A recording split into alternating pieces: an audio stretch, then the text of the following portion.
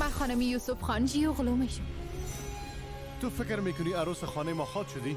ما پشت جنیتا نگرفتیم آقا. خودش ازم خواست که با ما عروسی کنه. برو که حسابت خلاص کنن. تو دیگه از شرکت ما اخراج هستی. من از زندگی من قمار زدن نمیتونم. چند بار برات گفتم که من میتونم پدر طفلت باشم، اما شوهرت هرگز نه. ایگه با چند دفعه تا حالا برات گفتیم. فراموش کن که بین ما چی گذشت. برشان میگم نواسه مرا بتین. او طفل از ما میشه. نواسهشان براشان میدم. چی؟ این کارا نکنی بچیم. درست است که مادر او طفل دوست نداشتی، اما او طفل نواسیم است. تو با ما چی وعده کرده بودی؟ یا که از من میشی یا که از هیچ کس. اگه تو نیارم بدگری کنی بازم از تو نمیشم جنید.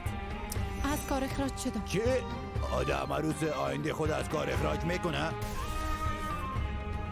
تو تنها نیستی، هر وقت که ضرورت داشته باشی من پیشت میایم. ما یک مفکوره دارم خاله که چشمای یوسف خان با جز ما کس دیگر دیده نتانه.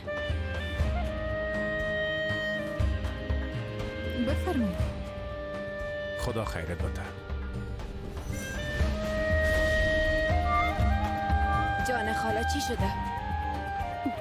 میرم انشالله که هیچ نبینم.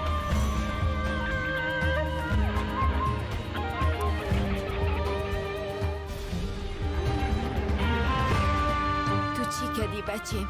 مادر جان که هوا عروسی میکنه. من به تو گفتم که یک دایه به طفل پیدا کنه غم. یوسف با هوا عروسی میکنه. گفتم این کار نمیشه، فهمیدی؟ نامرد. از هوا دور میباشی. خود چی کردی؟ تیر به هدف خورد یا نه؟ بله خان صاحب. او بچه را فراموش کن.